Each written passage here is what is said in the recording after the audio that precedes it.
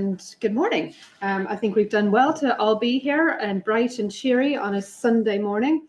I'm going to take so I've talked to the Roman Finds group for a number of years about the recent finds, and it's kind of if we have a conference up here in the north, it's kind of a standing thing that we talk about what's been happening at Vindolanda.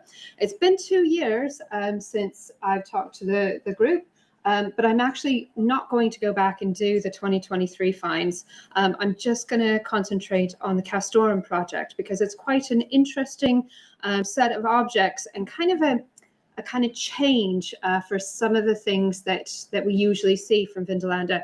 There will be no leather in this talk. There will be no wood. There will be no kind of organic objects because we are working at those very, very late levels of the site. And that's because we're on a 5-year SMC, Scheduled Monument Consent, in order to excavate the site. Now, this aerial photo was taken a few years ago now, but you can see that there's a great big corner inside the fort of green grass, and that's the area that we will be concentrating on. So as I said, it's a 5-year SMC, so 24 to 28. So 24 was our first year. So this is a work in progress. I'm going to show you kind of where we're at the moment, and then hopefully in a few years' time I can come and talk about where we got to in the end. We will complete the 3rd and 4th century fort of at the site, which is really exciting. We'll have about 900 volunteers over the course of the 5 years that'll come and work on the site. We're looking at all sorts of different buildings and spaces, such as roads, drains, ovens, ditches, and paths. And you can see from the picture where the red kind of square and then the kind of long, thin thing is. We've got the inside the fort, and we will also be taking in that fort ditch, which is also quite exciting. It will be the first complete floor plan of the 3rd and 4th century that on Hadrian's Wall that has been explored under modern conditions. So this is quite exciting. The only building that wasn't done under modern conditions is the headquarters in the center, but the rest of it has really been done since the late 90s. So we do have a full, really comprehensive archaeological record that goes with that, which was really good to see. And we'll also have the opportunity to look below those stone layers into those organics, into the pre-Hadrianic sort of levels, but that won't be for a little while yet, as long as we can keep the archaeologists from getting excited and going and having a look underneath. So back on April 8th of last year, we started this excavations, and just a little bit more of a close-up of the area. You can see that it kind of fits into that space. You've got a latrine block up in the corner. You've got those funny circular buildings, which we won't talk too much about today. We've got, of course, the central range at the bottom. So we're just above the commanding officer's residence and the just kind of adjacent to the headquarters building there. And we've got the road system that goes up through the north gate of the fort and the barracks on the other side. So theoretically, what we should be finding if we go for a plan of what the Roman forts should be like, we should find some more barracks. But yeah, that's always interesting. We have had excavations in this area before. So we have Eric's excavations, Eric Birley's excavations in the 1930s, and we've had Paul Bidwell's. So Eric's excavations are kind of in green, which is not the easiest to see, but it's kind of along the kind of outside areas of our space in that kind of green sort of square in the center. And then we've had Patricia did some excavations up to the north in the yellow back in the 80s, and then Paul Bidwell's excavations in the red, and he did find barracks, but that's always a good question. So we are also going back and checking all of those things and trying to understand how it all works together. Everything that Paul did was covered over, so that nothing was on display.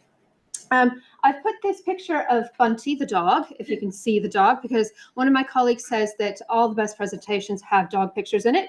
So wherever you can, try to find a dog. But this is also from Eric's excavation. So Bunty was Eric's Airedale Terrier, and we are looking at the end of this SMC having a big celebration year at Vindolanda, because it'll be 100 years of modern excavations, which also includes some archival work that we're doing in order to move towards that. But I think it's a really interesting sort of look between how we go back in some of the work that Ellery was talking about yesterday, how we go back and we just reassess what happened in the past so that we can actually say, is this where we think we are with all the more information that we've got? And I think that's a really important thing. So across the site, we're doing that as well. So Bunty will come back in another picture later on, and I'll talk about that then. So as I said, it's the first year, so they've got probably almost halfway across that sort of green space in that 3rd, 4th century, and they're working along. So this just gives you some archaeological information. So area A is the stretch of the eastern Via Principalis road, and then the B is marking the surface of the road that goes through the barracks. C is a rectangular building that is that start of those barrack areas, and D, which is the unusually shaped sort of D building, which we'll talk about again in a second. And notice that there's sort of some missing space there just above D, and that's a robber trench. Of course, all Hadrian's Wall sites, all Roman sites, I think they were used by people in the more recent past as stone quarries, and of course Vindolanda didn't get missed out for that. But it's also led to some interesting finds when we've gone in and had a look this year. There it is under excavations, looking very nice. You can see the 2 road systems there, as well as that kind of long linear building D. That is not what we would perceive should be the right type of barrack space if we were going for the typical Roman fort. So I think it's always interesting that Vindolanda, there was plans that, you know, we would have long linear barracks across the fort in the 3rd century, and to be honest, we really don't. So that's an interesting sort of space within itself. A little bit closer look at building D. It's got this fabulous big oven in it, big enough inside the fort that Andrew, the archaeologist, has kind of basically said he thinks it could be a bakery, which why not, especially in this sort of space. So watch this. They're just doing their initial reports. Hopefully in the next few days, I get to read the draft of their reports. There will be an interim report about this excavations in the next couple of months. And so if you're deeply interested in the archaeological remains, please have a look at that. That will be on our website. Now on to the fun stuff, the stuff that I actually like. This is just a little summary of what we have from the finds. We had 411 objects, which is quite a nice sort of number. Most of them were copper alloys. You'll notice that they're in the kind of typical kind of green color, because we are again talking at those later levels on the site. So if you come to the Vindolanda Museum and you see the green stuff, that means it's top. Of course, the nice stuff is down at the bottom. We're not getting any of that from these excavations. I was just talking to Alex at the break about this lovely little thing in the center, which is the disc brooch with multicolored glass bezel. And it has been gilded. And she was just saying that these are kind of a typical type of find, and she's just been doing some work on them. It's a beautiful little object. It's going to have to go on permanent display, I think. But we also found some lovely objects. The Millefore brooch, okay, it's not complete, but those little blue bits around the edges, they look like little Christmas trees to me. And I just think it's a beautiful, beautiful bit. And this kind of goes along those ideas of we should display things that aren't just pretty. We should also display things that are broken, that are, you know, maybe used in that manufacture, like we were thinking about with the lead earlier. So some of these objects wouldn't see permanent display within our collection, but because they're recent finds, I do get to put them on display for this 1 year, and they get to kind of shout out about how beautiful they are. And I think that's really important. So I should say these are all on display. All of the objects that I'm talking about today are on display in our recent finds case. So if you want to come and see them, you're more than welcome. We had this lovely lady. We didn't expect it. You can see that she's quite small, and we think that she's possibly the goddess Brigantia. Small sandstone head. She is wearing a mural crown. There have been other statues like this, one from South Shields and one from up in Dumfries. She's quite sweet, really. And this is her just after she's been excavated. And this little guy, I've gone for bovine head in interpretation. We know that it dates 367 to 408 for its finding. It is in fairly good condition. Unfortunately, he has a little bit of a boo-boo on his nose where the archaeologists have hit him with a trowel. But he is a lovely little object. Of course, bulls are always associated with a bunch of different Roman gods, Mars, Jupiter, Mithras. It is the second representation of a bull to come from the site in copper alloy. And I've just put up this lovely little bronze-headed lamp because I think it's beautiful. And it was actually found in the commanding officer's toilet drain in the Praetorium. And you just imagine maybe it was a late night and you drop something like your lamp down the toilet drain and you don't go and find it. But a nice little object. We also found, which isn't surprising, but a lovely set of jet objects. These were across that sort of excavation site. Jet becomes, of course, very popular in the Roman world in the 3rd century due to the change in fashion. We don't have jet on the site up until that point, and then we've got lots of it. I was just talking to Alex about that bead at the top. Could it be for a hairpin? I don't know. We have to go back and have another look at it. But a lovely selection of jet beads, some nice jet spindle whorls, and this funny little thing. I've gone with a handle. It's carved on all sides.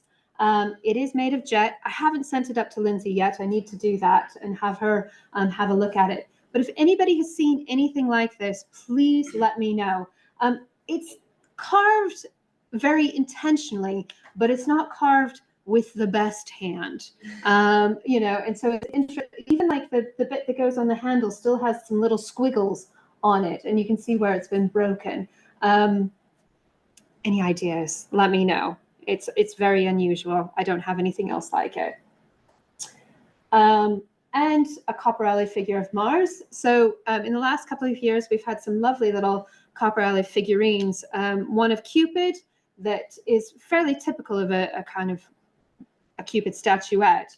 And then this little one of Mars. Unfortunately, it is broken. You can see the break.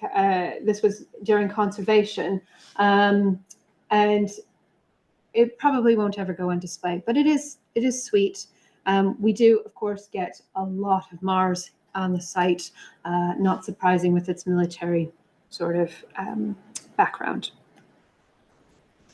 So we're going to switch kind of gears a little bit from the Roman, and I'm going to delve into the area of the more modern sort of things. So we had two robber trenches, and then we had the areas that Eric excavated back in the 1930s. So Eric's excavations are in orange and the robber trenches are in blue.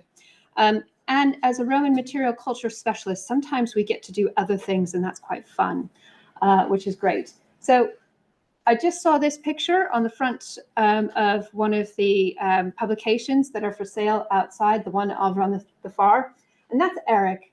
And I love his inscription on the back of this. It's the South Range of the West Side, the remains of the South Hypocaust. Portrait of the author. It's a selfie back in the day. And I'm old enough to remember that it was great fun before you could turn your camera lens around when you would get that sort of image of the shadow in a picture. Really lovely. Bunty is returning to us again. And a workman, but also Thomas Heppel. So Thomas Heppel was the foreman of works for many, many of the early excavations. And Eric was of a time, or a lot of the other kind of people that we were talking about earlier, that they didn't excavate. They had men that excavated for them. And so Thomas Heppel was that man, that he was in charge of all of them. And so he's kind of one of those unsung heroes of the excavations on Hadrian's Wall. And it's lovely to have a picture of him on the excavations back in the 1930s. And why do I put these in when I'm talking about Roman finds? Well, because we're going to look at some modern finds. So we had 135 coins, most of which are Roman, which one would expect. But these 5 aren't. And so it's kind of like we're doing excavations of excavations, which is fun. So we have a Mary Queen of Scots. She's up there at the top. She's the big one, very well worn. And she dates 1555 to 1558. It is a copy, so it's basically a forgery. And that's interesting within itself. And then we have a Victorian 6 cents, 1883, 2 Elizabeth II's, one of halfpenny of 71, and one of a £1 in 87. And those are the 2 at the bottom. I just think it's interesting to see how people use this space and the land that they're on. Coins are always interesting, good for dating, but these are even better. So we had a pipe clay stem, and as a Romanist, I don't usually get to go delve into the world of things that are easy on the internet to find, but this one is a pipe clay stem stamped with Calhoun, which was making pipe clays and pipe clay pipes, there we go, in 1868 to 1730. Now, I know that's still a very big time range, as well as the Mary Queen of Scots copy, but I think those are how we can help to start to date those robber trenches. And given those dates, it's not surprising that that would be a good sort of idea. And then we have these bottles. And we start with the one that's kind of the blue-green. And that one is from Richardson and Co. from Biker in Newcastle upon Tyne. It would have had mineral water, maybe some lemonade, something like that on a hot day up on the excavations. It'd be nice to have that type of thing. But I got to piece together the beer bottle, and it's from Robert Ducar Limited in Sandyford Brewery, Newcastle. 1892 to 1953. It was bought out by Newcastle breweries, much loved in the north, and it's kind of nice to start to see that modern history. These were, oh, and then the last little one, probably my favorite. It says Bell and Sons of Liverpool. Now, all I could find for Bell and Sons of Liverpool was a veterinary chemist that was around during this period. And they would make kind of liniments and, treatments for animals, but they were also used on humans. So possibly, I can't guarantee this, but anyone who's worked on an archaeological excavations can know that you can get a few aches and pains, especially on the first few days. So maybe it was used by one of the excavators for that purpose. And I think that this is kind of a really nice way of looking at those modern excavations and the similarities and the differences that we've got between us. Also this year, we were lucky enough to have some amazing dark nights and some aurora borealis. And I just thought, I wanted to put the picture in because it's beautiful and talk and just to say thank you. I hope that was entertaining. It was a little kind of quick walk through of what's happened in the last year from the excavations. The Vindolanda excavations start tomorrow, so you can either come out and visit us, or you can keep track of what we're doing on the social media channels and on the website. In the Magna excavations, Rachel will be out there digging a week from Monday, and you can go and see them as well. Thank you.